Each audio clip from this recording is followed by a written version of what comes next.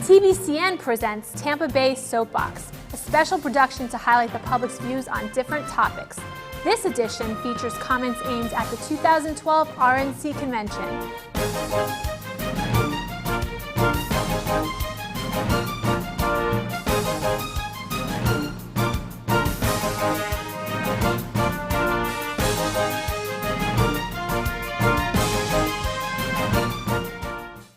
Welcome, I'm Ben Eason. I'm the board president of Speak Up Tampa Bay. We are your town's public access center, and this is an experimental program we're putting together. It's called Tampa Soapbox. And so we're solicited views from all over the Tampa Bay community, some visitors for our Republican friends that are in town.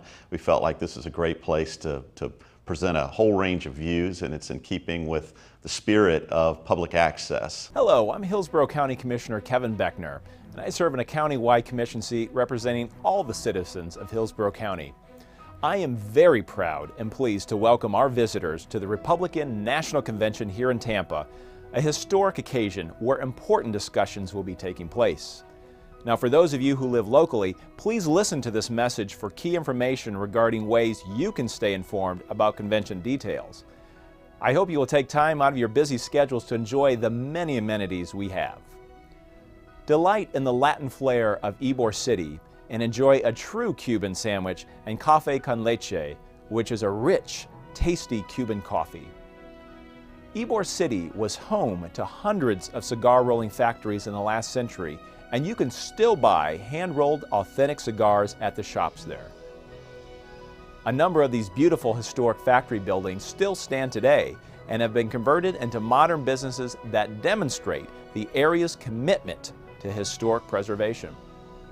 We have world-class museums, the Tampa Bay History Center, the Glazier's Children's Museum, and the Museum of Science and Industry known by locals as MOSI.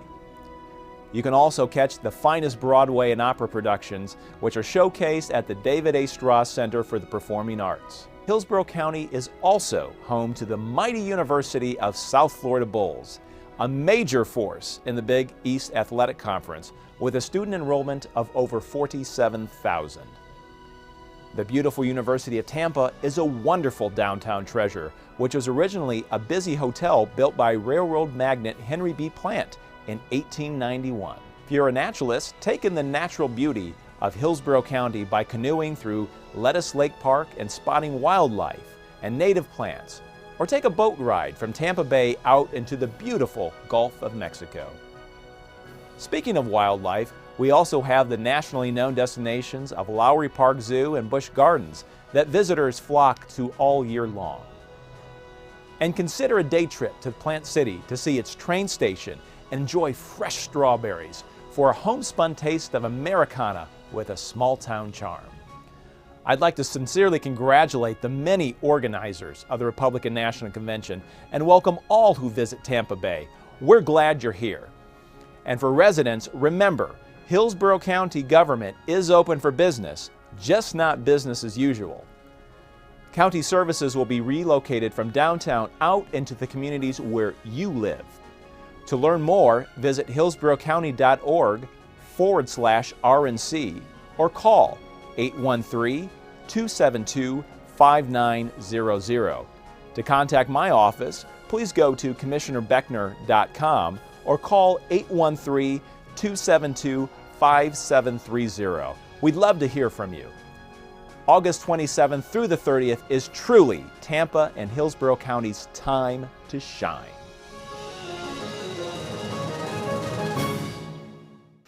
Hello, and welcome to Quickie News Live. I'm Liz Flananda, reporting to you from downtown Tampa. Today was a day of skirmishes between the Republicans and the Republicans. As the number of Republicans began to swell, disturbances broke out over what seemed to be the stronger cup of coffee, café con leche, as we say here in Tampa, and who had the bigger loaf of bread, the Cuban bread. After a short time, chicken and yellow rice were thrown into the mix. Police were called. When flan began to fly, nobody was arrested. There were no arrests made. Today, An additional story, the Church of I Believe in Science and Not God, pastored by Philip Malid, found signs of break-in at the Planetarium Worship Center. Apparently, all the planets had been realigned on the ceiling to spell out the phrase, Hellraiser. Sources report that Pastor Philip Malid lost his cool, got drunk, and received his 5th DUI. Judge U.R. Tarot has mandated that Pastor Philip Malid remain incarcerated until hell freezes over. On the lighter side, children are preparing to go back to school. It's about damn time. Oh, those cute little ones, those precious ones. Those little ones will return to reading, writing, and arithmetic, and of course, downloading. Local schools have banned the use of communicating face-to-face with each other. Only textbook, Facebook, Twitter, and emails will be allowed this year. And now that wraps up today's Quickie News. Everything said here has been thoroughly uninvestigated and born from an imagination of a pent-up comic. Further news, entertainment, and insanity can be seen on TBCN starting this fall. Watch for Spoof TV. And, everything you've ever wanted to know about nothing is here on Spoof TV. Thank you and have a great life. Hi, my name is Ellen Snelling. I'm the chair of the Tampa Alcohol Coalition, which is a subcommittee of the Hillsborough County Anti-Drug Alliance. We also participate in a statewide organization known as Florida Coalition for Alcohol Policy and a national organization, the U.S. Alcohol Policy Alliance. Our main mission is to reduce underage drinking and binge drinking. The way we do this is we participate with community partners such as law enforcement, schools, the universities, Mothers Against Drunk Driving, and other organizations within the community, all working together to try to prevent underage drinking and its consequences. Alcohol is the #1 drug abused by children. It is the cause of very many consequences among youth, such as alcohol-related crashes, alcohol-related assaults, drowning, suicide, and alcohol poisoning.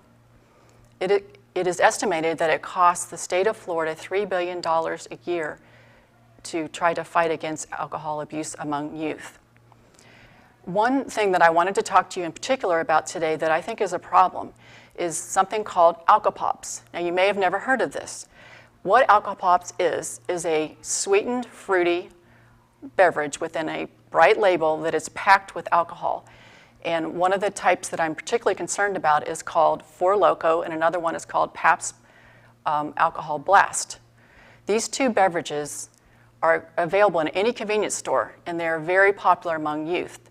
So you can walk into a convenience store and with only less than $3 in hand, purchase one of these beverages. And it's a 24-ounce container, like I said, with a very bright label, and it has 12% alcohol. Now, what this is similar to is a 6-pack of Bud Light, has the same amount of alcohol as a 6-pack of Bud Light or a bottle of wine. So for only $2.75, you can purchase one of these, and this is very attractive to children. So I think this is a huge problem, and what I would like to see done about it, and I think that Congress could help with this, is first of all, I don't think that these beverages are taxed at the proper level.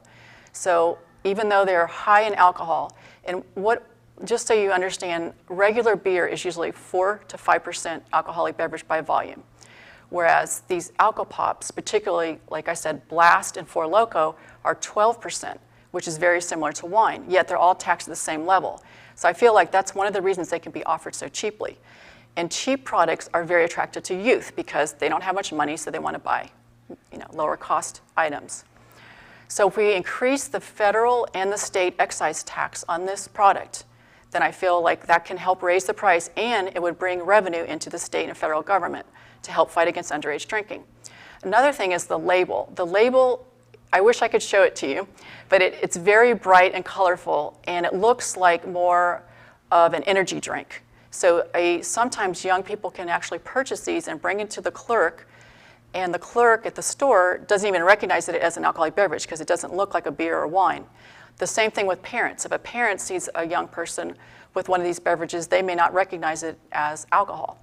So I think the labels need to be much clearer, and they need to have exactly how much alcohol is in it, and like the fact that this 24-ounce can has 5 drinks, I think it needs to be much more clear. Another thing is the way it's marketed. It is marketed not so much like on television or on TV ads, magazines, that type of thing. It's marketed on Facebook, Twitter, and the internet.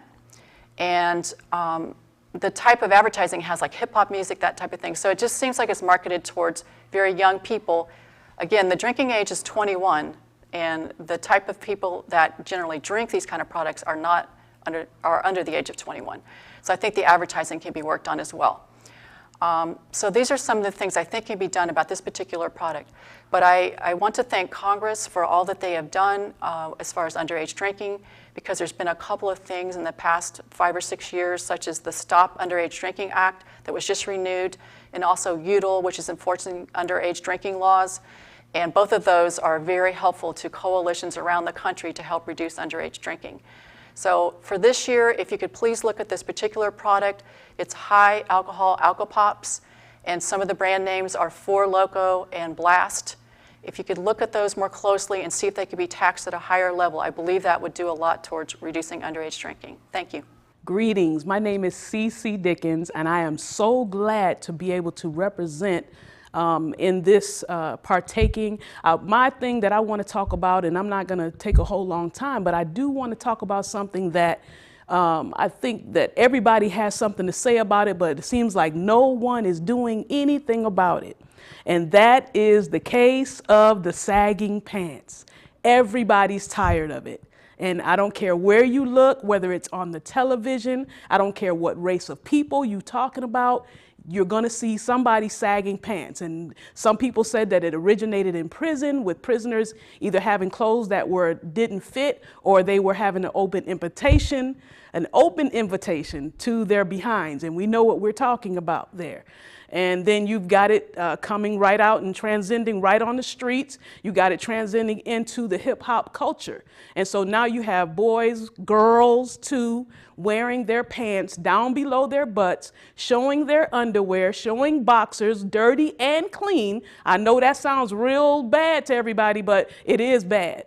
Let's take a look back at, say, 1955 or 1960 or 1965 or even 1970. If you would take some young man or young woman and put them from 2012 on the streets at that time, I am sure, and you will be too, that they would be Baker acted right then and there. They would be picked up by the police or whomever it is that comes, and they would be taken to a certain place to have their minds brought back to its right nature. So that's a problem that everybody wants to talk about, sagging pants. In Virginia, they tried to legislate against it.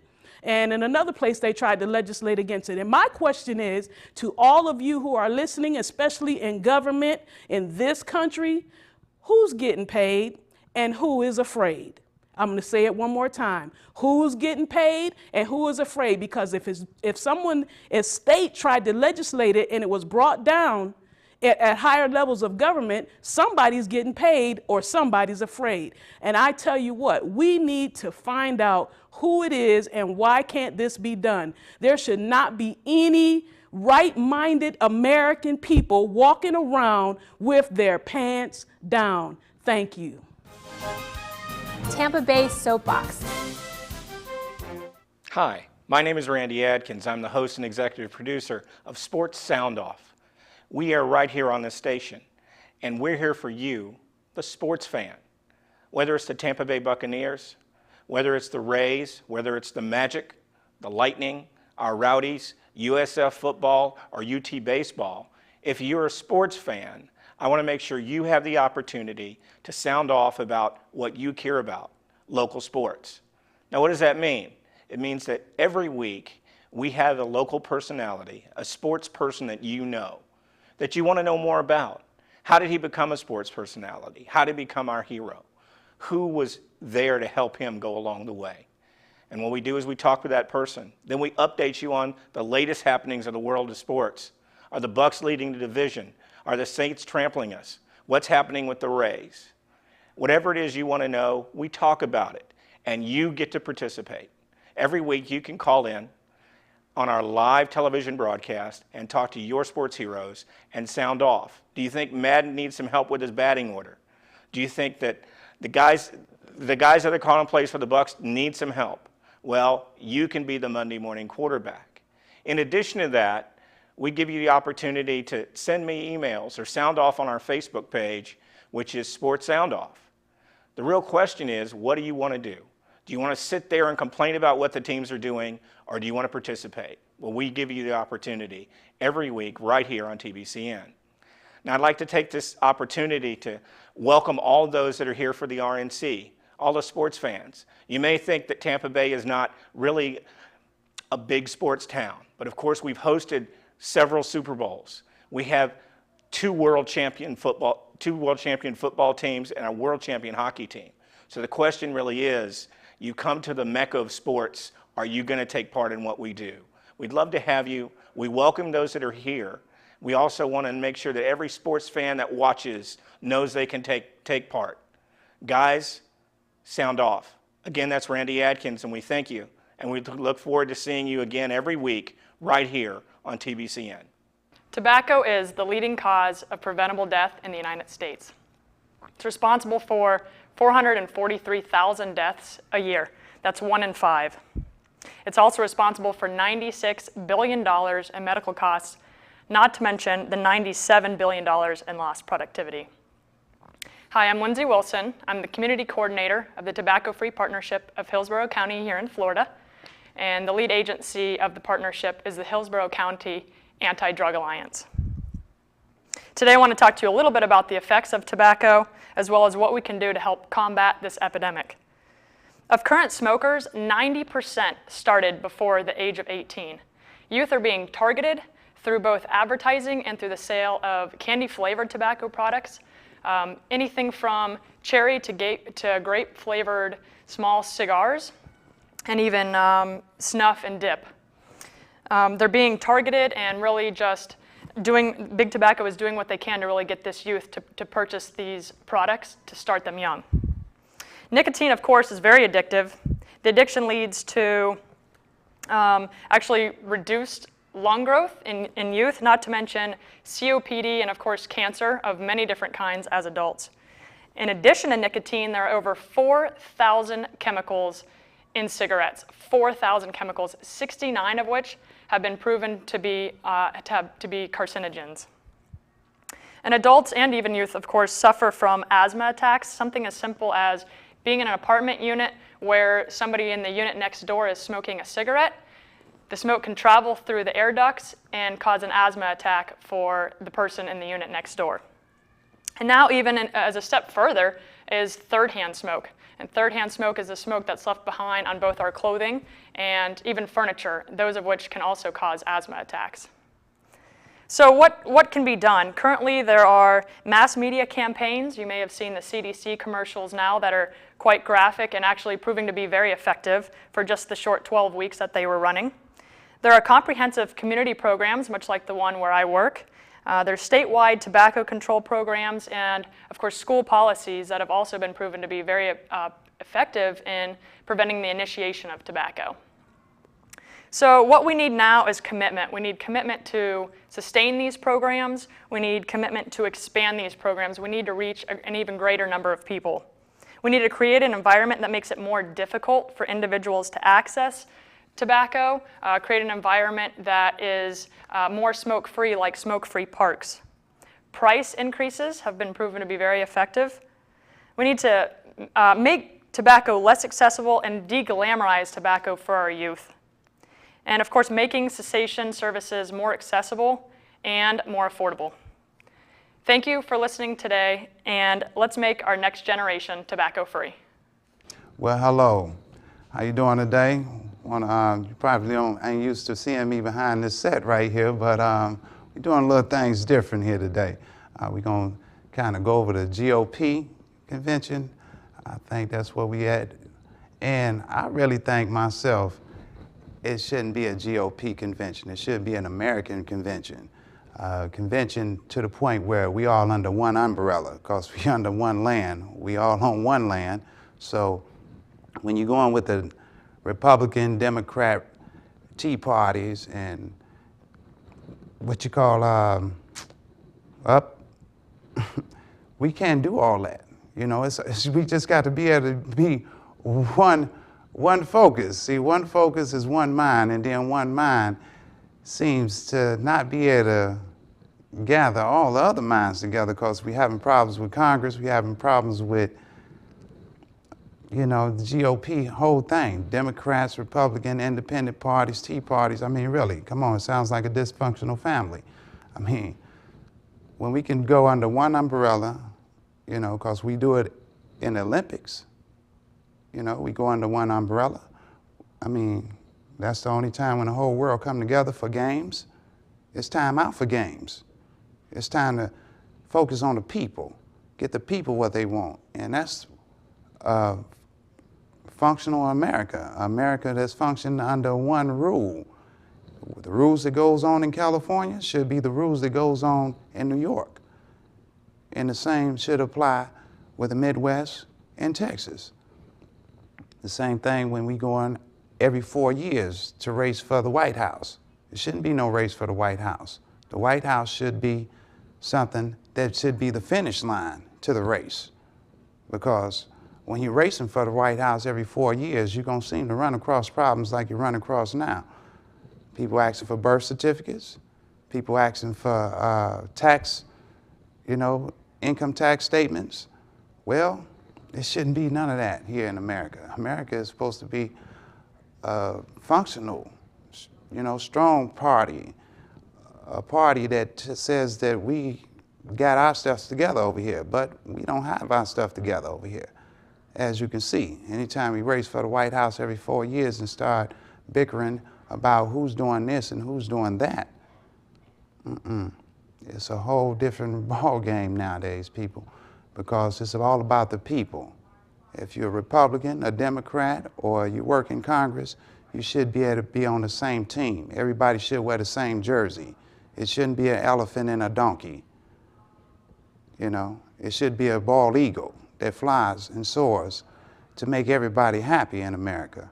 You know, just like I said on a couple of past shows at the B100 show, well, if America's so such a United States of America, why is there so many lines in the map? Somebody in Texas was a little bit greedy. That's why. Because when we race for the White House and we race for, you know, to hold the commander-in-chief seat, well, we just kind of really showing dysfunctional. You know, when you show dysfunction in the world today, it kind of sends a message throughout the whole world. When we whining about uniforms that China made, you know, well, it's a uniform. If the United States made it, maybe it'd be a little bit more jobs. Is that what you're saying? I don't know. But all I know is when you go Republican, Democrat, Tea Party, and Independent Party, you shows 4 different teams. We need to be on the one team. Because when, just like I say, divided we stand, I mean, hey, that's not it. It's to come together, stand together. Not united, it's united we stand, divided we gonna fall. And we falling, people. We falling rapidly. You know, I'm coming a little bit fast because I only got 5 minutes to tell you this. There's so much that I want to tell you, but I just can't get it out. I got to wrap it up, but we're going to do it like this. One party, no Republican, Democrat, Tea Party, Independent Party. It should be an American party. Whoever can get the job done, let America decide, which they're going to have to do it anyway. But when we divide it, we would never conquer. So, hey, that's my 5 minutes. Hey, If you're a Republican, Democrat, or Tea Party, or Independent Party, let's do the right thing. Let's be one party. United we stand, divided we fall. Think about what you earn every week. Now, subtract 65% of it. Still with me? Okay. Now imagine living on the 35% that is left over, out of which must come your mortgage or rent, groceries, gas, phone, health coverage, your business expenses, and other bills. Do you think you could do it? And why should you have to, you ask? I'll tell you. I live on 35% of my earnings because Florida law stipulates that I pay my ex-husband alimony until one of us dies, even though he is able-bodied and capable of supporting himself. 12 years ago, my husband and I divorced after 13 years of marriage. I was making a very good living and was ordered by the court to pay him $1,700 in alimony per week. That's $7,000 a month, $88,400 per year. The court also ruled that if I do not make enough each week to pay $1,700, then I must pay him 65% of what I do earn. My ex-husband has not worked to support himself since 1996. And why should he when Florida law mandates that I do it for him? The court originally stated, he has the need, you have the ability to pay. I work in direct sales and my income has steadily declined for the past 10 years. Despite repeated costly trips to court, my alimony has not been modified. I have downsized 3 times. He still lives in the house we had when we were married and has a healthy retirement fund from the years he did work. I've lost my house, my car, and my bank account, savings account, and IRA, all in order to pay what the court mandates. Living under the weight of permanent alimony affects not just me, but my entire family. Our children no longer speak to their father. Our son even changed his last name. The stress is considerable.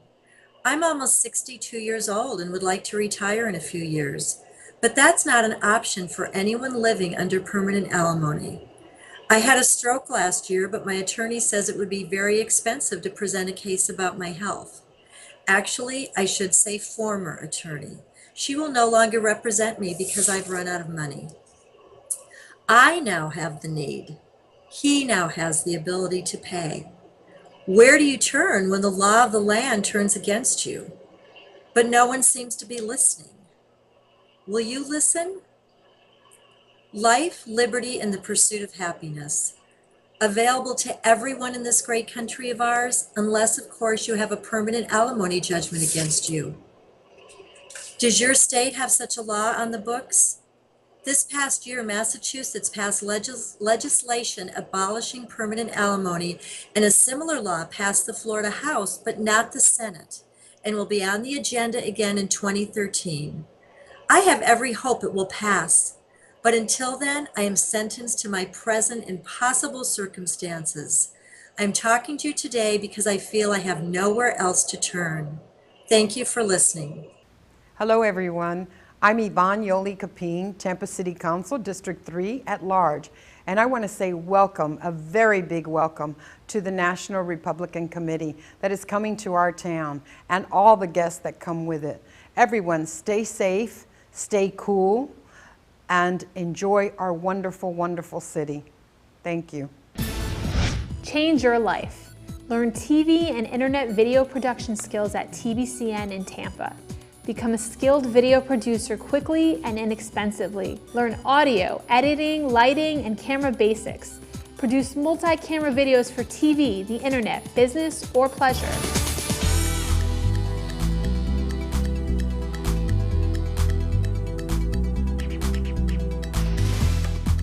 Welcome to my live call-in show on Tampa Bay Community Network. You too can learn to produce and star in your own video programming, or you can have TBCN staff do it for you. Call TBCN at 813-977-5200 today and change your life. Visit our website at tbcn.org and follow us on Facebook, Twitter, and LinkedIn.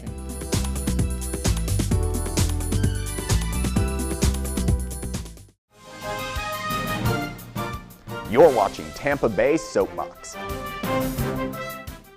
Hi, I'm Steve Cannella, co-host of the Tampa Native Show. Thanks to Public Access TV, I'm able to get my message out tonight to all those visiting Tampa for the Republican National Convention. And to the RNC, thank you for choosing our great city of Tampa.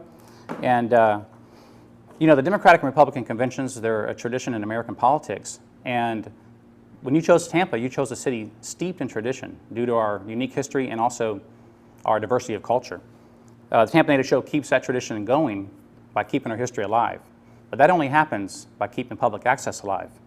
And I do have a request, not just for Republicans, but also for Democrats too, but please keep the funding going for public access.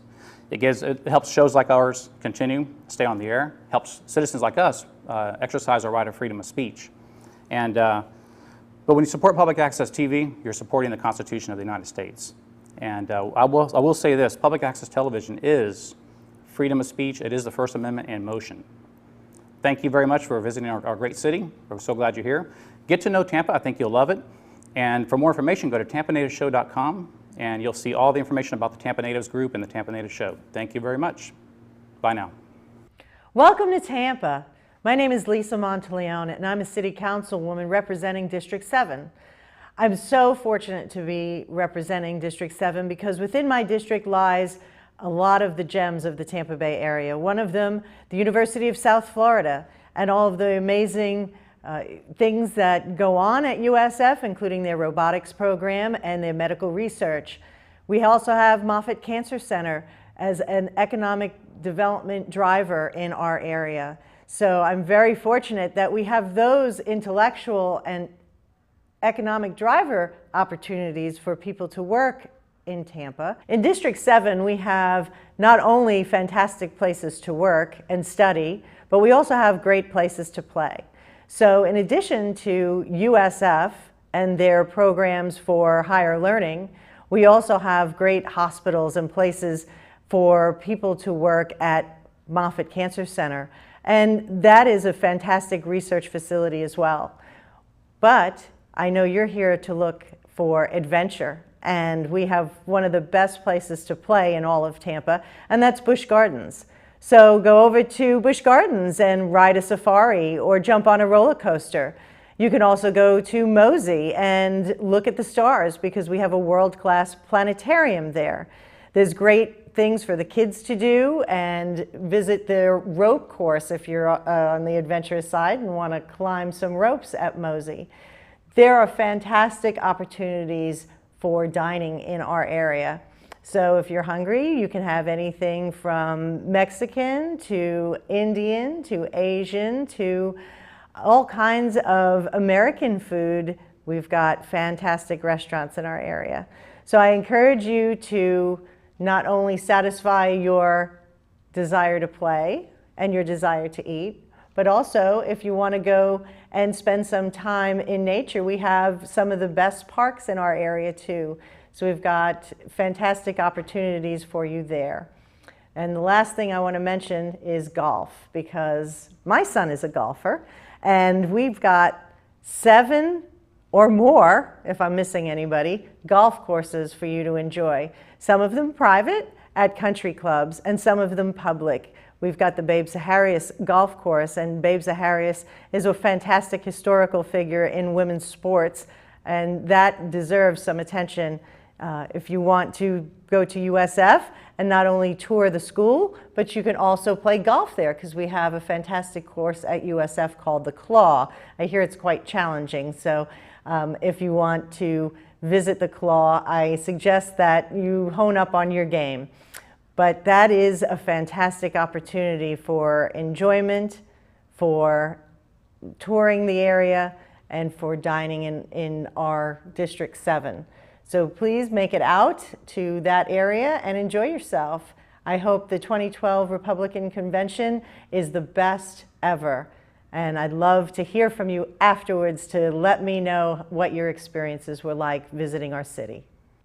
Hi, my name is Claudia Mitchell-McLeod. I'm a resident of Tampa, Florida, and I wanted to talk about something that's going to happen very soon here in the area, as a matter of fact in the country, the presidential elections. As most of us are aware, in the next few weeks we'll be having the National Convention for the Republican Party as well as the Democratic Party. The Republican Convention, of course, will be here in the Tampa Bay area. The Democratic Convention will be in Charlotte, North Carolina. And I want us to just give some thought to how we make our decisions because, of course, deciding who will be the next president of the United States is a very, very important decision. And how do we make those decisions? Do we rely on friends and family, our priests, our spiritual advisors? Are we getting information from the talking heads on television? Surely there's no shortage of people telling us what we should think, what we shouldn't think, who's good, who's bad, what they've done, what they haven't done. But how do we make our decisions? We can't look at television without seeing an abundance of commercials. But do those commercials really tell us what the candidates believe and what they're going to do? Do they address our issues? What are our issues? What are the things that we're concerned about? Are we concerned about education, our school system? Do we think our schools are doing a good job? What about the economy? Is that a concern? Unemployment. Do we have friends that are looking for jobs? Are we unemployed ourselves? Have those issues been addressed? What about our mortgages? Do we feel like we're in better shape than we were a few years ago? Are we still suffering, fearing that our houses may go into foreclosure? And what about energy? Why does the price of gas keep going up and up? And why are we still so dependent on foreign countries for energy? Are those our concerns? Are those the things that we feel like those that are running for political office are addressing? Or do they care about those things? What about all of the people that are graduating from colleges with outstanding student loans and the inability to find a job? Are those areas being addressed? And then there's health care. We're always hearing more and more about health care. Do you have health insurance? If you have health insurance, do you feel like you're paying too much for it? Are you happy with the coverage you have? Are there still a lot of people that are uninsured? What about pre-existing conditions? Are those people able to find insurance now? Is that a concern that you have? Are these the types of things you'll be taking into consideration when you decide who you think should be the best candidate? I think that it would be a good idea for us to sort of take a step back and look at how we decide who would be the best person for the job. And so as Americans, I just think that we need to ask the tough questions. Ask the candidates, what are the solutions that you have for the problems that I'm concerned with? I think that it's very important that you take the freedom and the opportunity that we have been given as citizens to be able to vote very seriously. November the 6th, which of course is a Tuesday, will be the time for the election. Listen very carefully to what the candidates have to say. Make sure they're addressing your issues, your concerns. Ask them what makes them the best person for the job. What are the solutions they have for the problems? Don't forget to vote on Tuesday, November the 6th, 2012. Thank you. Hi, my name is Connie Blaney. I'm the Chief Executive Officer of Liberty Mentor for Veterans, what I would like to believe is one of the most meritorious initiatives in the world. I'd like to discuss today some of the obstacles that veterans face as far as challenges go in the transition stage coming out of military. Sometimes we've learned that they transition relatively easy the first few years and then they encounter more difficulty as time goes on. We provide housing at Liberty Manor for honorably discharged veterans. Many of our veterans have suffered from post-traumatic stress disorders, which is called PTSD. A lot of times this is not actually diagnosed until later on, post-military experiences, and these are the veterans that I have chosen to house. The VA hospital does not provide housing simply for veterans. They provide housing for veterans who suffer mental health and also substance abuse addictions. But I have learned for a person who has played it straight all their life and doesn't suffer from substance abuse addictions, there's really very little resources available to them. For that reason, I implemented a program and housing, residential housing for honorably discharged veterans. To my knowledge, we are the first in the country to implement a program of this nature. I served on the board of directors for the Hillsborough County Homeless Coalition when I learned that 26% of our homeless population were in fact veterans. I personally found that statistic to be deplorable. I had no idea that veterans were not provided housing. I stepped up as a private citizen and stated that day that I would personally do something about that statistic. Today, I'm informed that we are encountering about 17%, so we know we have definitely made a dent in the homeless statistics here in Hillsborough County and Pinellas. I, however, cannot do it alone. Last year, we received a whopping $19,000 in charitable contributions. And I expected the community to really step up and take over where I had pioneered this program and started out, but I expected the community to be a lot more benevolent than they have to date. I am appealing to the public to try to help these veterans. They served our country. We owe our freedom to them today. A lot of times people have negative connotations about homelessness, and I personally would like to see our community and nationwide, attempt to do something to help these men out. It is literally taking me 2 months to transition an honorably discharged veteran and make a difference in their future. 2 months. That's $125 a week for housing. I can feed them, clothe them, get them a pension, a disability, or a job in that period of time. I just need 2 months to make a difference in a veteran's life. I cannot tell you, how honorable these men are. I have men that have Purple Hearts. I have veterans who have Bronze Stars. I'm a civilian. I'm the only female in the entire organization, and I'm also the only civilian. So I'm making my appeal merely as a civilian and a middle-class citizen for our community to try to step up and help these men out. Next, you're going to hear from Dan Garza, an honorably discharged veteran, offered 10 years of service as an Army Ranger. Jumped out of planes for us. He said he didn't jump out, he fell out. He said that equipment as a young person, it was too heavy for him, and he shuffled out and fell out of planes. But the Army, literally, he jumped out of planes and he got landfall at times. Sometimes he landed in oceans, and wherever the Army, saw fit, for him to land. So this is a guy who's done nothing but great things in his life. These are the men that I'm trying to get the community to assist. They're certainly deserving of your help. Thank you. Tampa Bay Soapbox. Less than 50% of Christians are registered to vote, and only half of those registered actually vote.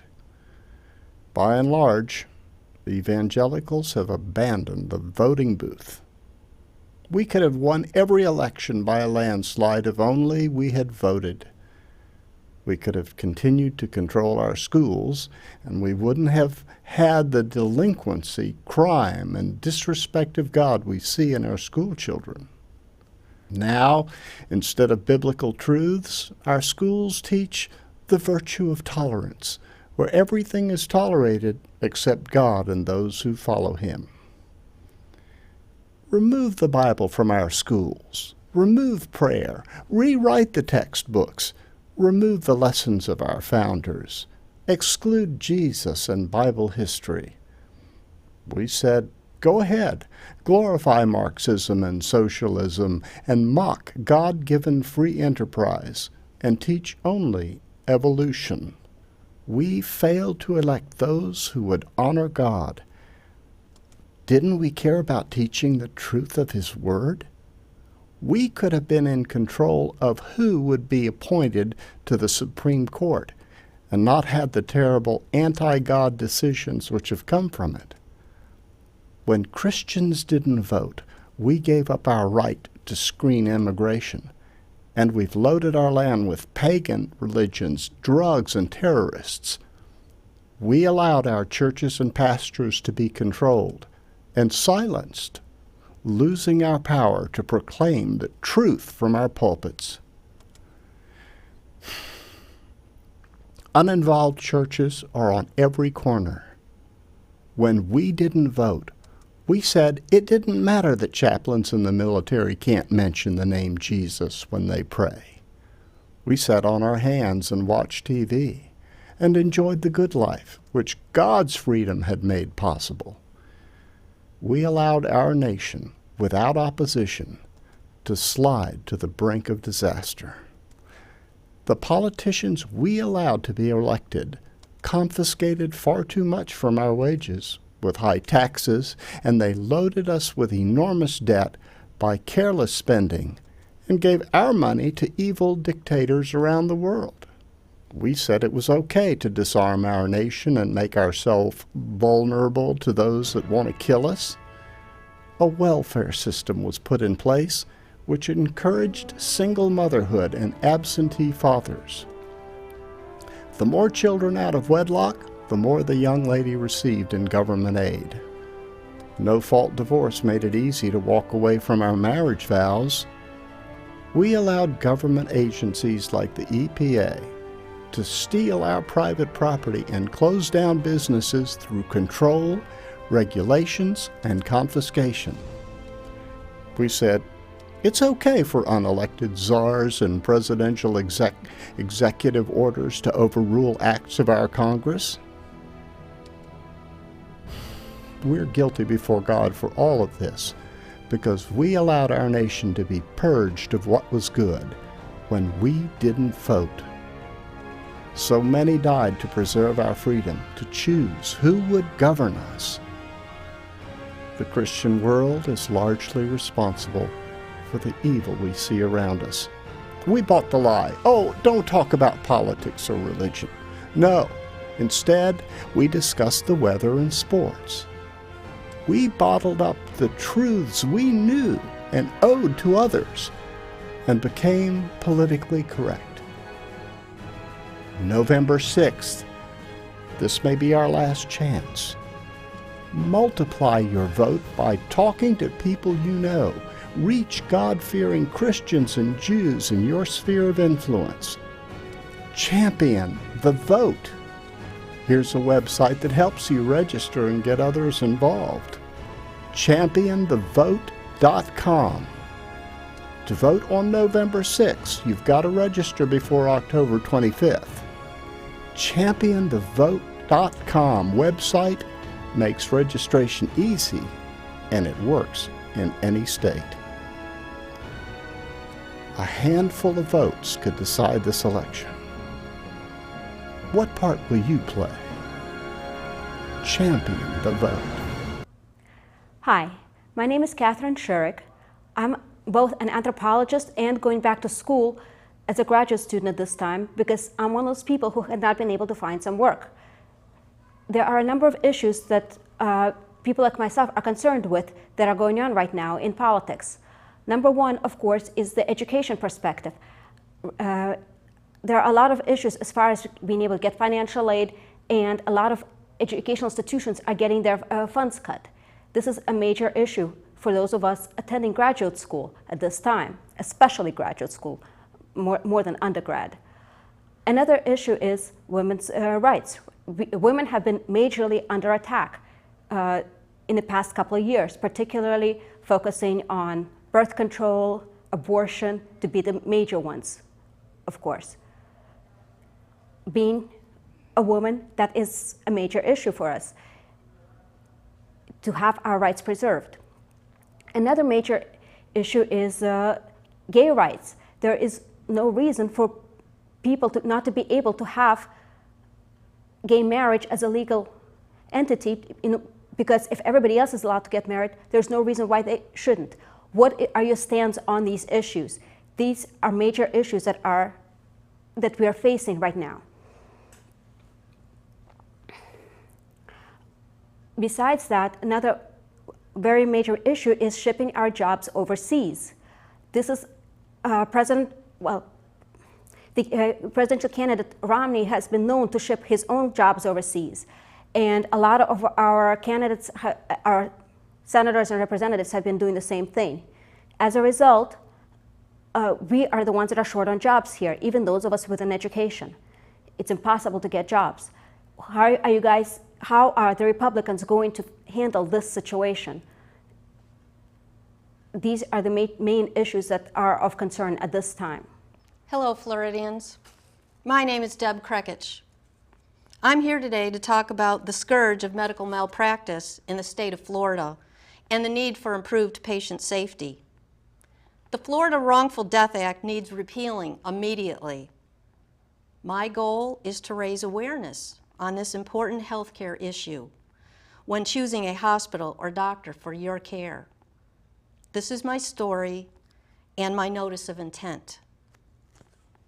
I witnessed a traumatic bed lift incident performed on my husband in the intensive care unit by operators using an overhead electric hoist. Initially, that was the only thing that concerned me about his care. I was sure it was harmful and may have contributed to his death from complications. Common sense told me that lifting a patient so that his head points down toward the floor cannot be a good thing for a patient, especially one with pulmonary emboli, also known as blood clots. I was horrified and distraught that this happened to him, and I will never forget it. I don't have any medical training, so I have spent the last 2 years finding out about all these areas of concern that most people assume is well provided for and not of concern regarding patient safety in a hospital setting. I have discovered all kinds of little known or understood facts regarding healthcare in hospitals, especially in Florida. I intend to make everyone in Florida and the Tampa Bay area aware of what is going on, including the Florida Wrongful Death Act and CAPS, especially in the next legislative session. I did not know anything about any of these things until my husband went into a Tampa, Florida hospital in August 2010 for a hip revision and ended up dead. He became a sentinel event statistic when someone dies from a routine procedure. If care in Florida hospitals is so great, why the need to lower caps? Who is really behind the agenda and what is the real reason for implementing it? Caps have not cut the cost of health care, Florida. Hospitals that are confident in their ability to consistently deliver safe care would not be concerned with caps. Hospitals know where their weak areas of care are. They have the ability to protect their fiduciary responsibilities with risk management policies. They either work or fail and are a demonstration of their commitment to patient safety. If hospitals cannot sustain quality care consistently, they should not be allowed to have such large facilities. When the cost to litigate with sole survivors like me becomes more cost-effective than doing the right thing and investing in personnel and procedures that ensure patient safety and survival, if at all possible, that's when the truth needs to be known and justice served. Lower caps or immunity for agents of the state means they don't have to pay people like me very much, or at all, for the negligent loss of their loved one. Caps have not been raised for 24 years, and the last legislative session, some legislators actually tried to lower them and make ER emergency room doctors agents of the state, rendering them totally immune from medical malpractice lawsuits. If I had not found a competent and experienced attorney who was willing to look into this case and able to discover other serious issues regarding the quality of his care, I would never have known the potential of this being a wrongful death due to other additional factors. I am launching a Do the Right Thing campaign. Repeal the Florida Death Act and CAPS. The right to a trial by jury should be held inviolate. State after state is beginning to repeal this type of legislation as a direct violation of constitutional laws and rights. Medical malpractice caps do nothing to motivate hospitals or doctors to improve patient safety standards, even when coincidences become trends. I wonder how many cases never come to light because the sole survivor dies before the case can come to trial or settlement. If anything happens to me, I have prepared a website for others to find out how to make a good decision for themselves and their loved ones when choosing a hospital or doctor. There are many resources to check on a hospital's ratings for all kinds of categories, including mortality statistics. Some are better than others. Some have a history of repeat violations. Hospital Compare website is a good place to start. Please visit my website at www.floridadethactannulled.wordpress.com. It's time we all stood up against politicians who do not defend the state's or federal constitution of this country. It's time those in government are revealed as traitors to their oaths to serve and protect the public when they are attempting to limit or abolish patient rights in the healthcare system. How safe do you think we'll all be when the entire hospital system has been made an agent of the state, totally immune from prosecution for wrongdoing? This is a disguised form of treason being brought in through incremental legislative initiatives by politicians whose loyalty is not to we the people. It is a form of deceptive legislative intent by forced conversion through incremental, lawless decree by degree. It is our right and our duty to abolish all such laws, and there are still a few judges in this country who will do so. Here's what one judge in Georgia had to say in 2010. The trial court held that the statute violates the Georgia Constitution by encroaching on the right to a jury by trial, the government's separation of powers, and the right to equal protection. Based on our review of the record and the applicable law, we find that the non-economic damage caps in OCGA 51-13-1 violate the constitutional right to trial by jury, and therefore we affirm. The court has no more constitutional authority in civil cases than in criminal cases to disregard current law or to treat similarly situated litigants differently. Wake up, Floridians. It's time to see what's going on in Florida legislature. What's your governor doing about all this, Florida? I wrote him a letter, which is posted on my website, asking him to personally do something. It's titled, Dear Governor, what really happened? Why am I dead? Attention to Florida Governor Rick Scott, Reopen Government Request for Information, the Florida Board of Medicine, Agency for Healthcare Administration, regarding the sentinel event death of my husband at Tampa General Hospital resulting in death. And that letter is dated to the governor, September 28th, 2011. Stay tuned. I'll be reporting at my website, www.floridadethactannulled.wordpress.com. Watch for me. I'll be coming again soon, delivering this message. Do the right thing. Repeal the Florida Death Act and caps. Thank you for listening to me. This is my story, and I'm still waiting for the governor to do something.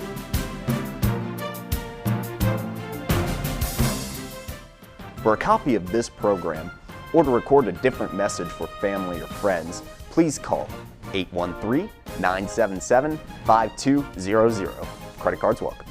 Tampa Bay Community Network is a service of Speak Up Tampa Bay, a 501c3 nonprofit. We rely on contributions from the community to provide this great free speech venue.